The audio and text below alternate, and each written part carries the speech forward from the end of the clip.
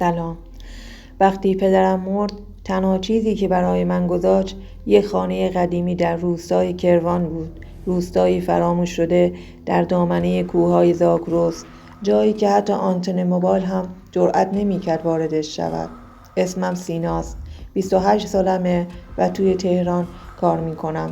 بعد از مراسم ختم تصمیم گرفتم برای چند روز برم اون خونه، هم کنجکاوی هم شاید نیاز به یه استراحت واقعی. اما از لحظه‌ای که وارد شدم همه چیز اشتباه به نظر می رسید. خونه‌ای در دل باغی متروکه بود. دیوارها ترک خورده و بوی نم و خاک خیس در هوا پیچیده بود. اما چیزی که بیشتر از همه اذیتم می‌کرد سکوتش بود.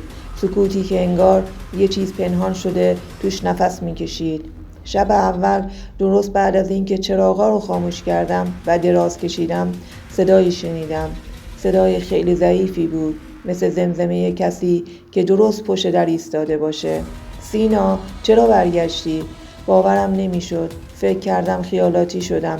اما شب دوم صدا واضح‌تر شد. از زیر زمین می اومد.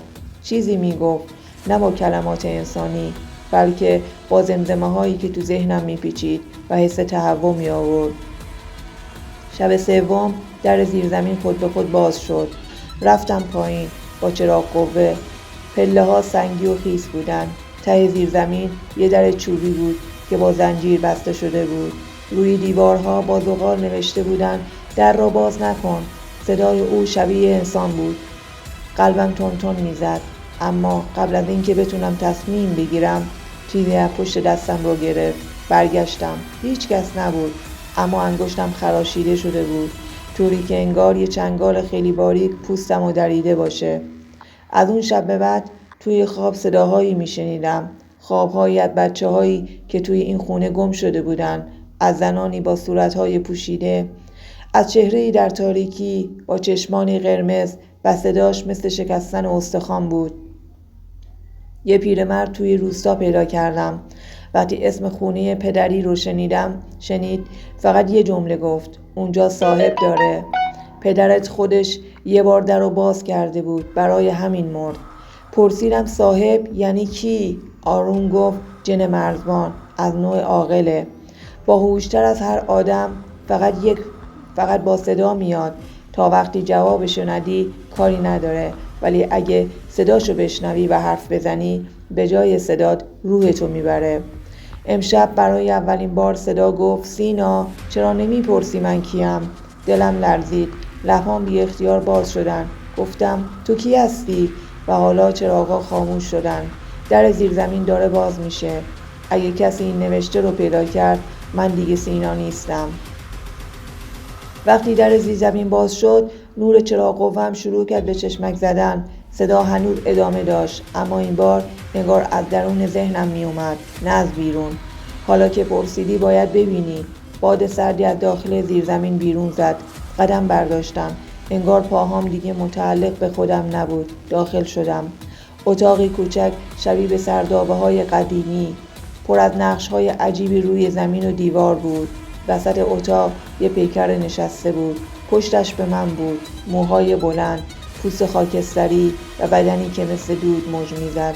وقتی برگشت هیچ مهره‌ای نداشت، فقط دو چشم سرخ بی ته مثل دره‌ای بی انتها. لب‌های نامرئی‌اش تکان خوردن. تو وارث پدرتی، او به ما بدهکار بود، حالا نوبت توه. منو مجبور کرد که روی دایره‌ای از خاکستر بایستم. اطرافم شمع‌هایی روشن کرد. جن دستشو بالا برد و از زمین چیزی شبیه به قلب سیاه رنگ بیرون کشید.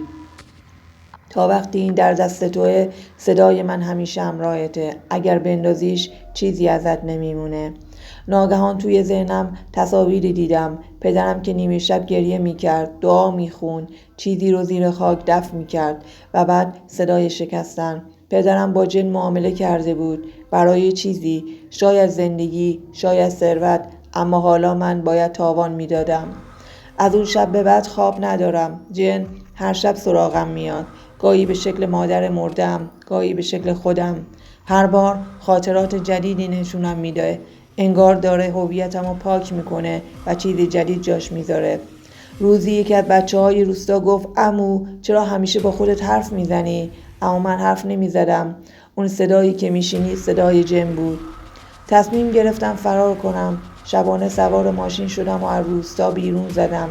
اما هر جا میرفتم صدا با هم بود. حتی توی اتوبان، وسط جمعیت، وسط هیاهو، صدا مثل نجوا خوره توی ذهنم بود. تو پرسیدی حالا تا ابد من باهاتم.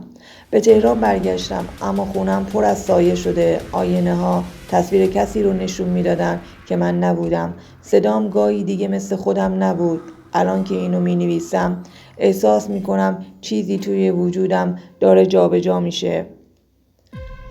خواب نمی بینم، ولی خاطرات جدیدی دارم. خاطراتی که مال من نیستن. انگار صدها سال توی کوه و دشت و غربهای کهنه زندگی کردم. صدای جن دیگه توی سرم نیست، چون حالا خودم دارم زمزمه می کنم.